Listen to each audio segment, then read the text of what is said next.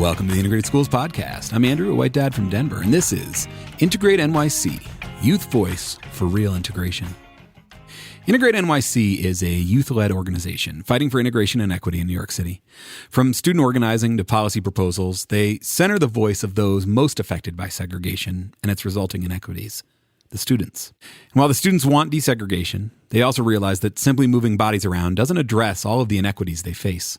So, in an effort to move beyond desegregation to true integration, and drawing on the long history of educational justice advocates and organizations, they came up with the 5 R's of real integration. These are race and enrollment, or who is in your school; resources, or what is in your school; relationships, how do people in your school relate to one another and their differences; restorative justice, or who's punished in your school and how; and representation of staff, who teaches and leads in your school. They argue compellingly that without all 5 of these elements in place, we can't achieve real integration, and that without real representation of youth at decision-making tables, a more just future will remain out of reach. This idea of looking beyond desegregation to true integration is something we talk about at Integrated Schools quite a bit, and the framework these students have laid out I find to be a very useful way of looking at what we mean when we talk about integration. It helps clarify that while as a country we tried desegregation at various times, we've never truly worked to integrate our schools. So, I'm thrilled to be joined today by 2 high school students, Karla, who identifies as Latinx from Brooklyn, and Jedidah, a Black and Latinx student from the Bronx. They work at IntegrateNYC as student leads, helping shape policy and drive action to advance solutions that will serve all students. And while they're based in New York, and New York City provides some unique challenges, their message of true integration and the power of youth voice is relevant in every corner of our country. Before we get in the conversation, though, I do want to take a quick moment to announce the first ever Integrated Schools webinar, the Integrated Schools Movement Where We Begin. It's happening Monday, July 13th, 5 p.m. Pacific, 8 p.m. Eastern. There's a link to register in the show notes. I'll talk a bit more about it at the end of the episode, but for now, I'll just encourage you to register and share it with your networks. We're really excited about it. And now, Karla and Jedidah from IntegrateNYC.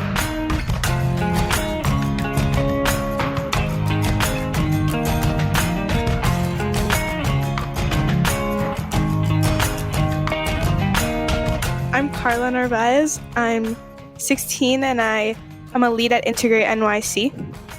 I'm Jedidah. I'm 17 and I'm also a lead at IntegrateNYC. Awesome. And what is IntegrateNYC? IntegrateNYC is a youth-led organization that fights for real integration in New York City schools and creates policies to help the DOE change our public school systems that have kept students segregated and oppressed.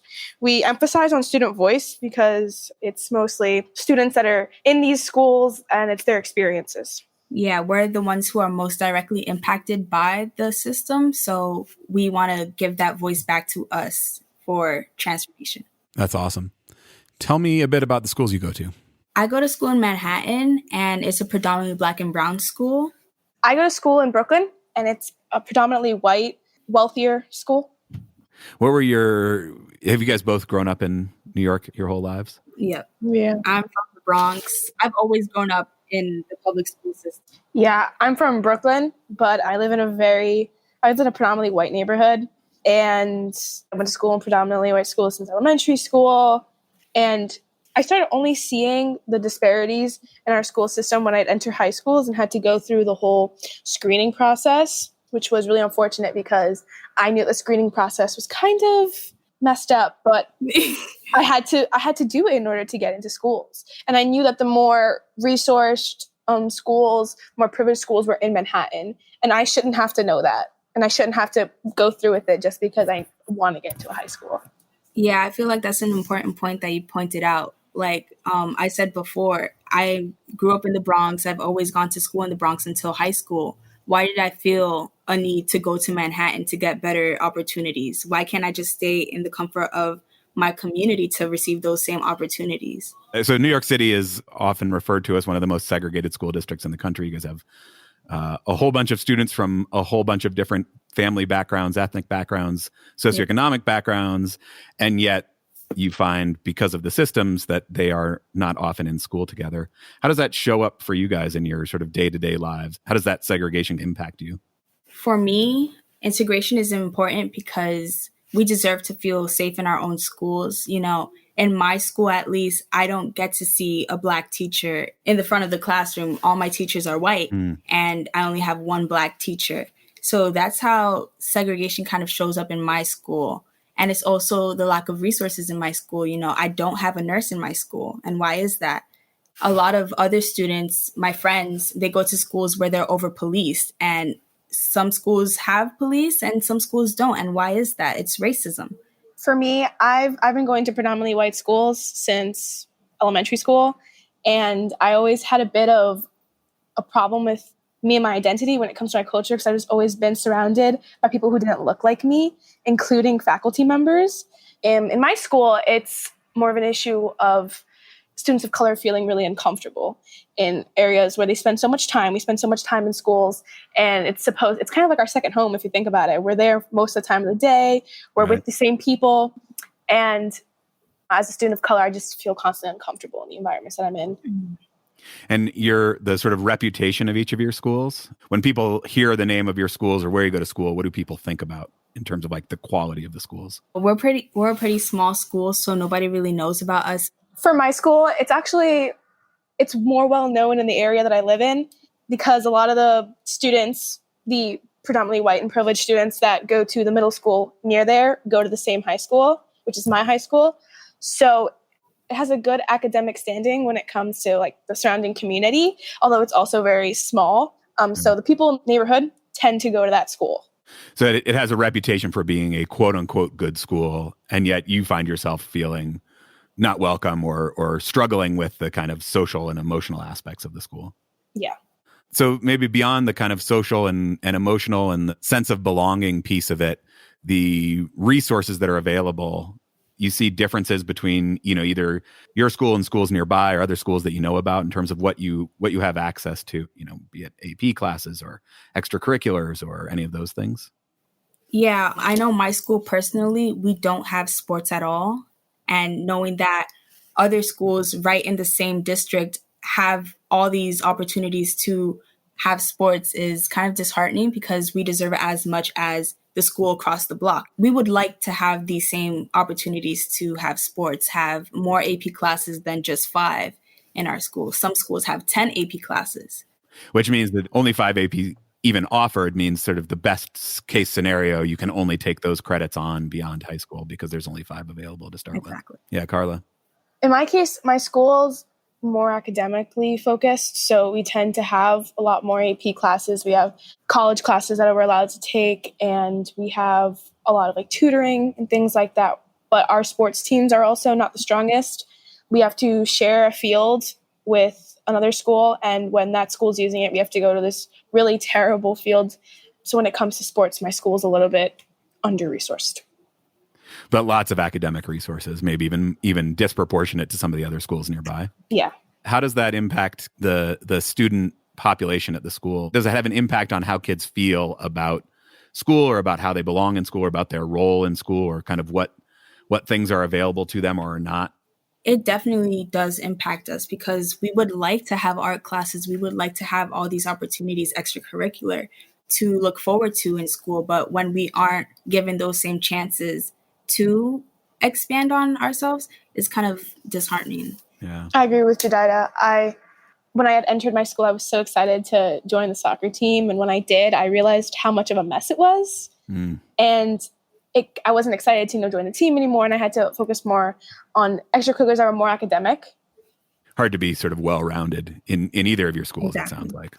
That even by 9th grade, you have been asked to kind of choose what's important to you. And then that, if you're lucky enough to get into a school that has that, that's the only thing that it's going to have for you. Yeah. What about, do you see any benefits to the segregation? Are there any things that come, Jedidah, you said you're in a predominantly Black and brown school. Are there benefits to that culturally or emotionally, or kind of? Yeah, I feel like nobody benefits from segregation. Everyone is impacted. Even white students who go to very quote unquote good schools, they are impacted by segregation in New York City. You are being robbed from learning from other cultures. You're being robbed from learning a history that's not yours. And for me, my history has always been whitewashed. It has always been in the white perspective. And that's a very harmful narrative to be pushed on, because it makes me and so many other kids feel like our history is not important enough and we are just products of our trauma, not our excellence. Yeah, that's beautiful. I agree. I don't think anyone benefits from segregation. It just pushes us farther apart. It doesn't create open-mindedness. It doesn't inform anybody of other people's cultures. And for me, I feel like it's just a cycle. Like, I've been going to predominantly white school since elementary school because from elementary school, I was pushed into a predominantly white middle school. And from there, I went to high school. So it doesn't ever really stop. Segregation kind of just follows you when it comes to the systems in our public school. Once you've sort of gotten in the door, then the easiest course of action is just to maintain segregation. So one solution is integration. And I know you guys also at integrated schools, we like to try to be really clear about the difference between desegregation and integration. The desegregation is really just sort of moving bodies around and percentages of people in buildings and stuff, but not about what happens when you're actually there, once you're actually in the building at the classroom level or culturally, or, you know, how welcome you feel in the environment. And I think what I love about IntegrateNYC is that you guys are calling for something much, much bigger than just desegregation. Exactly. And something that I think as a country, we've never actually tried in a meaningful way. We tried desegregation. It had some real powerful impacts and benefits, but we also gave up on it. And we never did it in a way that was really thoughtful about what real integration could mean. And so you guys came up with the 5 R's, and maybe you could just dive in one at a time. What are the 5 R's of real integration? Yeah, so one of the R's is resources. And IntegrateNYC works to make sure that each school has equitable learning tools and opportunities like sports teams, clubs, computers, tutoring, books, and making sure that those resources are allocated equitably. And by doing that, kids are receiving the same education and the same opportunities so that we're on the same level. And this also extends to, as we were stating before, like AP courses, art programs. It can even extend to like guidance counselors or nurses, as Jedidah had pointed out, and that's to make sure that kids are properly supported and are properly educated.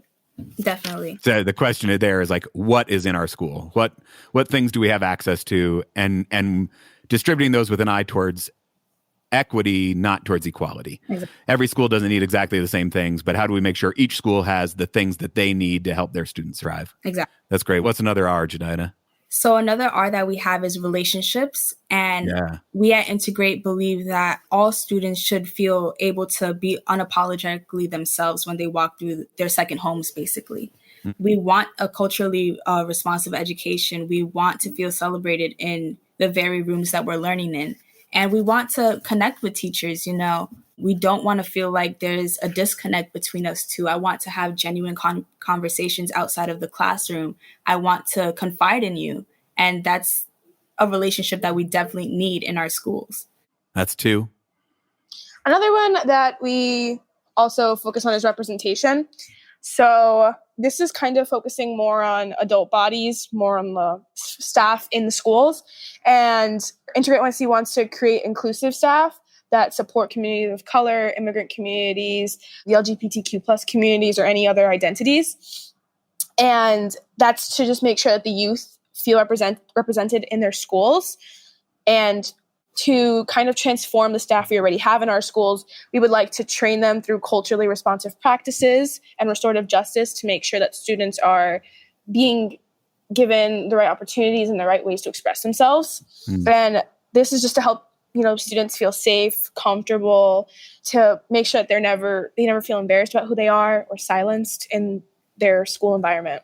Exactly. And to add on to Karla, I feel like it's important for students of color to see themselves in places of leadership, because then we believe that we can occupy those spaces. So there should be no reason why I have only one Black teacher in my school. When it's a predominantly Black and brown school, right? Why are we only being taught by white teachers? Why can't we see ourselves in these places? What's the impact of that? Have you found that in your own experience, your own schooling experience? I'm guessing you haven't had a whole lot of teachers of color, Black teachers who look like you. What is the impact of that? Or can you think of like a specific instance where having representation has really made a difference for you? I feel like just knowing that someone understands where I come from and understands what community I'm a part of, just like that understanding feels so welcoming, and like I love feeling safe in their presence. Makes it easier to learn. Exactly. Karla, have you had any experiences of representation having an impact on your learning or your education? Yeah, I can't remember a time before high school that I had a Latinx teacher. And as I said, I kind of struggled with my cultural identity just because I was always surrounded by white culture. And when I had reached high school, I joined the Hispanic club at my school. And it was the first cultural club I had ever seen, first of all. Not just joined, but even like knew, like even exist, seen. Yeah. And then there was a Spanish teacher that identified as Latinx, but she had left I think she had a baby and she had to leave to take care of the baby. And I know that the girls in the Hispanic club had always talked about how great of a role model she was for them, how she shaped them into who they were today. And I just remember not being able to relate because I'd never met her. Right. And the woman who came to teach our Spanish class identified as white. And then that just kind of made it even harder to form a bond with somebody in my school because the only Latinx teacher I'd had or was potentially going to have had left. Right. All right. We've got resources. We've got relationships. We've got representation. There's two more. We'll go on to race and enrollment. So our current system does not prioritize language of their students. It does not prioritize the socioeconomic status that they come from. It doesn't prioritize their ethnic background or their race. And it relies on a racist and classist policy. So at Integrate, what we stand for is for all the students to reflect the diversity that we see in our city. You know, New York City is one of the most diverse cities. Why don't we see that reflected in our school? Why am I going to a predominantly Black and brown school when Karla's going to a predominantly white school? That's segregation, right. Literally. New York City has, right, like the district is like 15% white, 16% Asian, 25% Black, and 40% Latinx. Exactly. Yeah. And yet you have schools with 70, 80, 90% kids of color or the opposite. Right. And we have a specialized high school called Stuyvesant. And in 2019, only 7 Black students were admitted to that school. Seven. Not 7%. Literally Seven kids. A big school. It's a huge school. Really a huge school.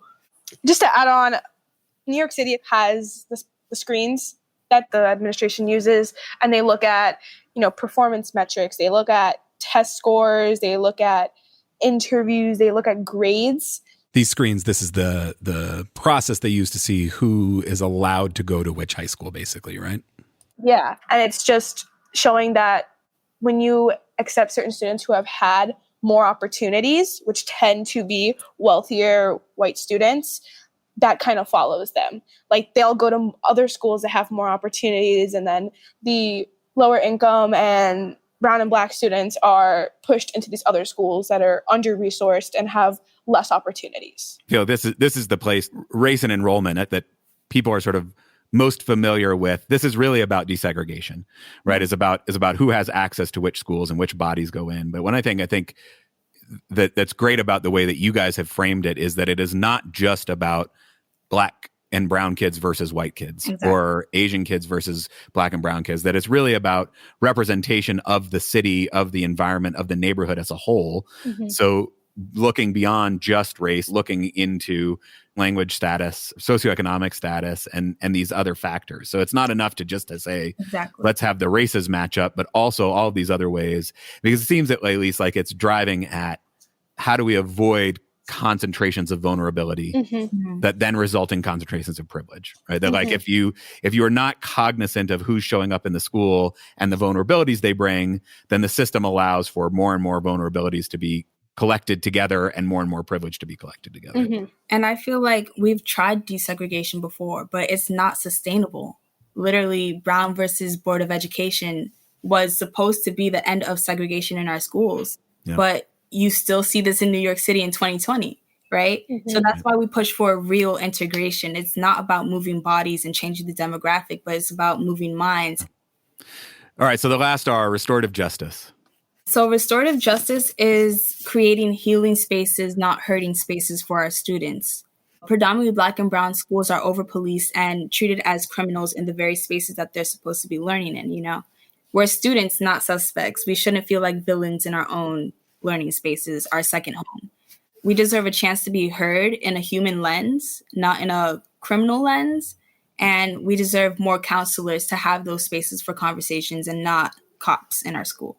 Yeah, and that focuses on, to not over police schools, or when kids misbehave or get in trouble to criminalize them or just suspend them or give them these measures that aren't really effective in the long run, to focus more on rehabilitative justice and making sure that what's going on in the student's life that made them react this way and made them act this way, and how can we help that student? Because the public school system is supposed to be helping students in the long run, right?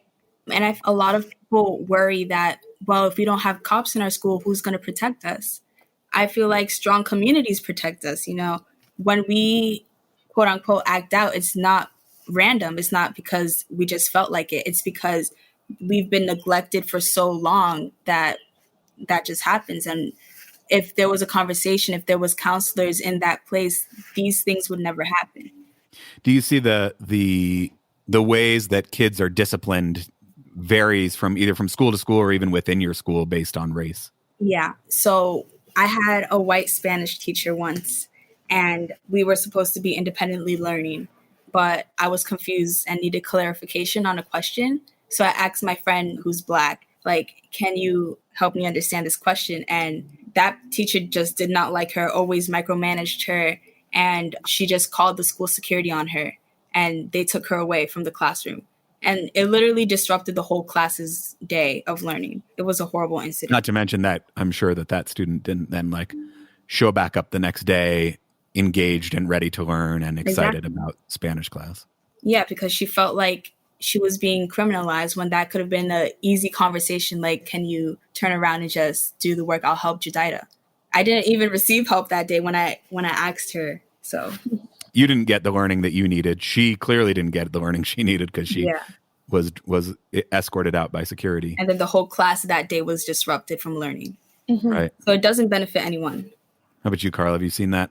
For me, my school tends to handle misbehavior okay. But there was one instance where there was this white student, who had a history of being racist. And he had screamed, "Build a wall," at one of the Latinx students in my school over and over again. And she had complained, of course, to the staff because it made her feel uncomfortable. Yeah. And rightfully so. Yeah, he got an in-school suspension for maybe 2 days. And people had seen him just sitting in the guidance counselor's office, just on his phone playing video games. And I remember that it really angered the Latinx community in my school because this girl went home crying. She was upset. She was angry and she felt uncomfortable. And she just didn't feel that he had gotten the accountability punishment. Not sure if punishment was the right word to use. Accountability is better. Thank you, Jedidah. But I remember she just felt really uncomfortable and just really terrible about it. But at no point was anybody threatening to call the cops on him or... No. It had to take us going to them, the staff, to be like, okay, maybe we'll try to do something a little more. Right. They didn't realize it was wrong until we called them out. This is only one of the ways that this is perpetuated in our schools. We know a lot of students that have to walk through metal detectors every day. Mm-hmm. And what is that? We're here to learn. We don't want to be criminalized in this way. Why do we have to walk in through these big metal detectors? It just disrupts the learning for the whole day. We don't want to walk into places where we feel like we're villains. We want to be human. Mm-hmm. Yeah, that seems to be the sort of theme of teacher representation, relationships, restorative justice is this what are the expectations of you? Does your school and all the way from administration to the environment to the teachers, do they expect you to succeed? Do they expect you to be able to thrive? And do they view it as their responsibility to get you there? Or is it, this, I feel like, if you walk through a metal detector, the school has already written you off. Mm-hmm. The school has already said you're a criminal. Mm-hmm. The school has already said we don't have high expectations for you. We don't believe that you can succeed. We are going to get you used to prison because that is the future that we expect. Mm-hmm. Exactly. And the fact that some schools that don't have metal detectors tend to have a certain student population. My school, predominantly white, we do not have any metal detectors. Right. We've never had to think about that, probably because the staff never thought that white kids would have done these things to potentially put anybody in danger. Right. And I'm sure you have enough guidance counselors to prevent any of that. So Mm-hmm. what we need is counselors, because we're youth, we're students, and this is the kind of conversations that we should be having. We shouldn't be escorted out of our classroom and then disrupted from our learning, taken away from our learning. Mm-hmm. We just want to learn.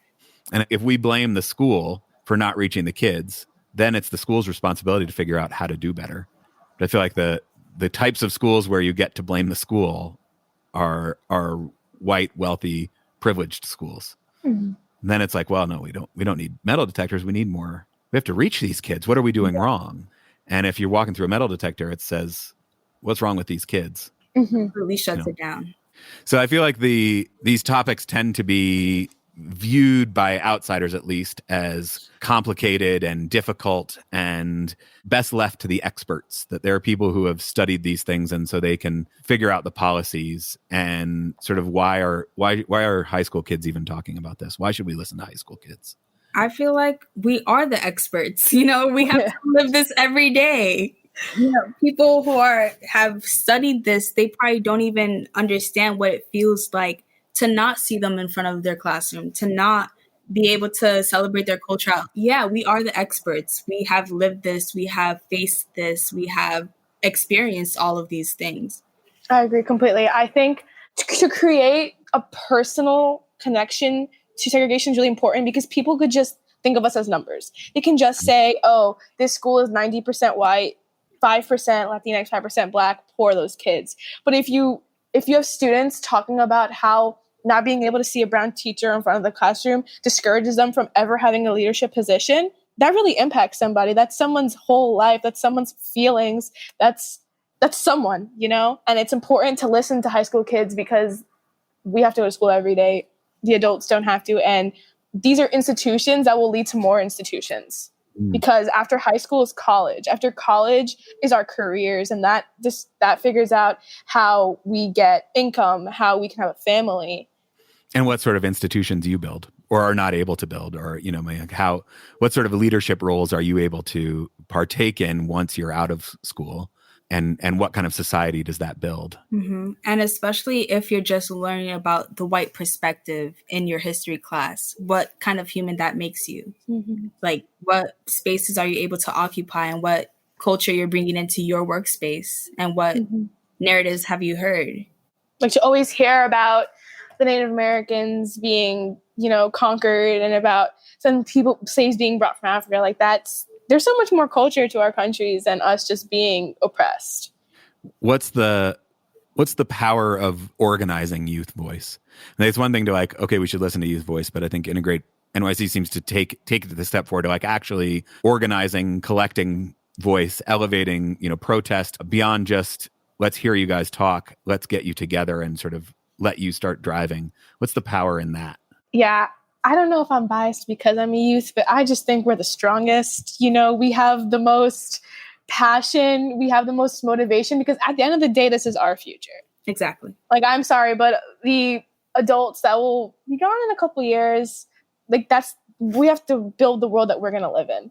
And I think youth are passionate. We fight for what we want. And I think that's so powerful, because we're willing to do what it takes to get what we want.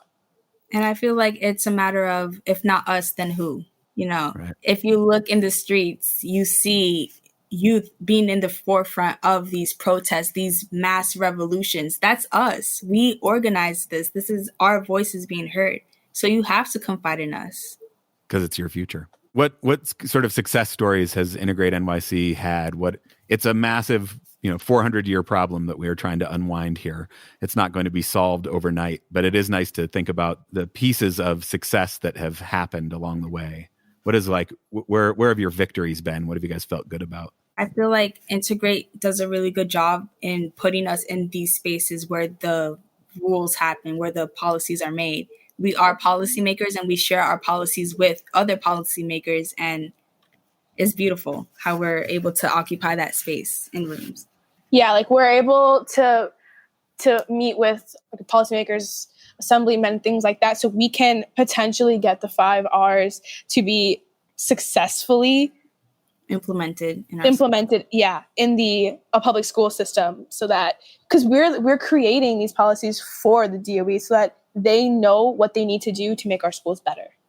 Right. And that's why we emphasize that all 5 R's have to be in place, because if it's just 4 R's, there's something missing. You know, if there's restorative justice but not representation, if there's resources but not relationships, it's not going to work.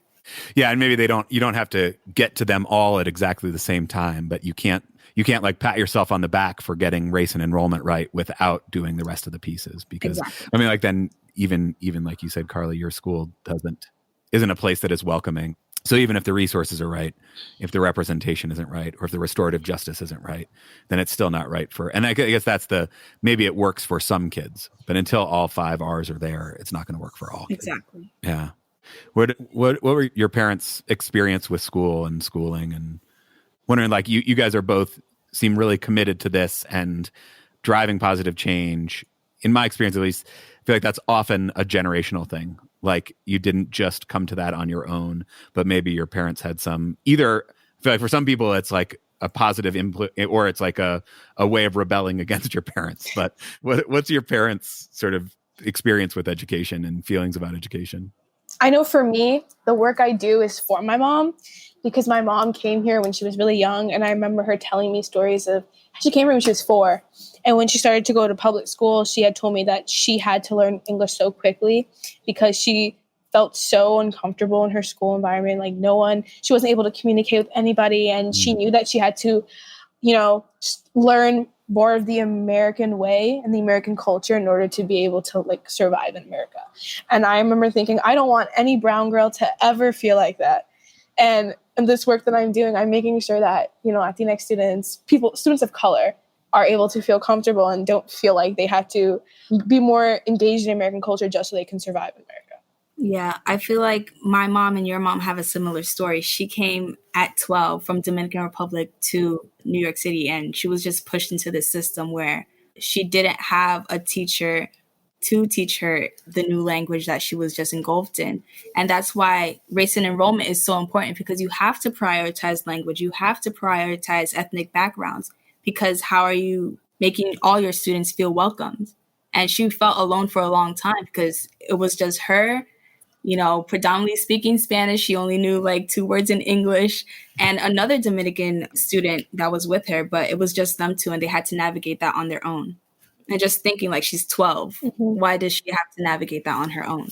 And yeah, not only does she have to figure out how to function and thrive, but, in a way that is like she has to change who she is. Exactly. Right. Like your mom too, Karla, right? Like she has to change how she talks, how she thinks, how she views the world, just in order to fit in.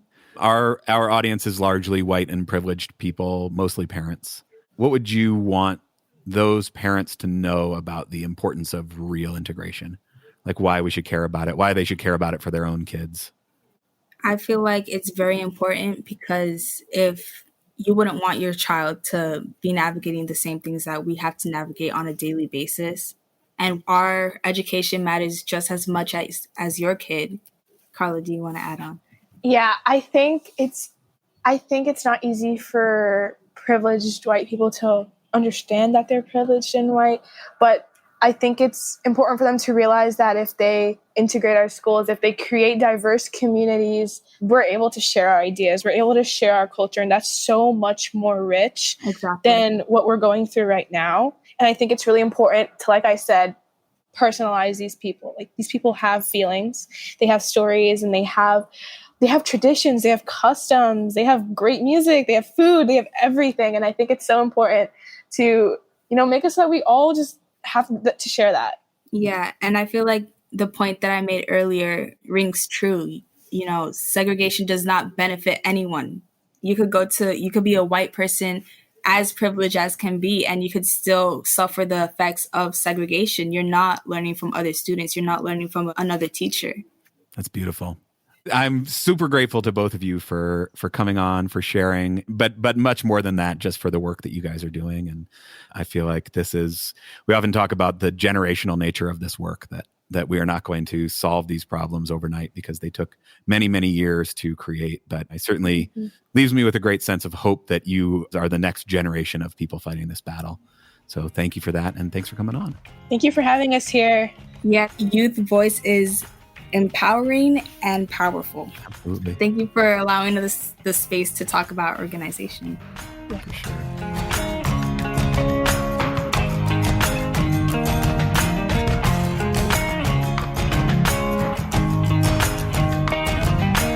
Big thanks to Karla and Jedidah and everyone at IntegrateNYC for the important work they're doing and for creating this vision, this model for real integration. I certainly left that conversation inspired by the insight offered by these students and I guess reminded of how much value there is in having student voice in these conversations.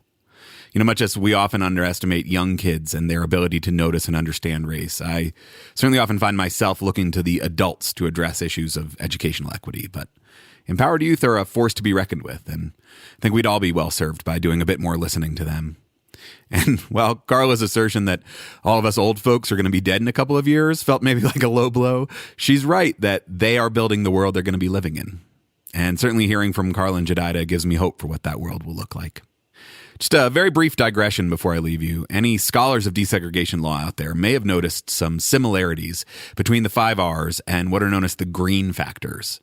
In 1968, the Supreme Court ruled on Green v. County School Board of New Kent County. This is New Kent County, Virginia. It's a town that was roughly evenly split between black and white residents. And in the mid-'60s, a full decade after Brown v. Board, the schools were still segregated. And the NAACP sued. The district implemented a freedom of choice plan, basically saying anyone can go to either school. You just have to apply. If there's room, you can go. And this plan, unsurprisingly, did not result in desegregation. And the court then declared that this was a token form of compliance and basically said that it's not enough to remove the stated policy of segregation. You actually have to remove segregation, they said, by, quote, root and branch. The case really sped up the implementation of Brown and played a key role in advancing desegregation efforts. And while that's an important piece of the history, the thing that comes out of that case are these green factors. They're basically 6 factors that served as a tool for the court to assess if districts were truly working towards integration. And they include student assignment, faculty assignment, staff assignment, transportation, extracurricular activities, and facilities. And while the students at IntegrateNYC came up with the 5 R's independently, I do think it says something that 50 years later, the conversation around what is actually needed hasn't really shifted that dramatically. Maybe this time around, with youth voice leading the way, we can create a lasting form of true integration so that 50 years from now, we're not having the same conversation. The world continues to be an unsettling place, and we continue to work on getting episodes out just as quickly as we can. We've also been putting a ton of time and energy into our first ever webinar. As I mentioned at the top of the show, it's this Monday, July 13th, 5 p.m. Pacific, 8 p.m. Eastern. There's a link to register in the show notes, and if you're listening to this after the fact, registering will get you a link to a recording, so you can still check it out. We've had a huge surge in interest in our work in recent weeks, and the webinar is really designed as an introduction to the school integration movement. We'll explore how our schools got to where they are now and what role we all play in maintaining or disrupting this system. Members of our all-volunteer crew will share personal stories of enrolling our kids in global majority schools and the joys and missteps we experience while showing up as parents and community members.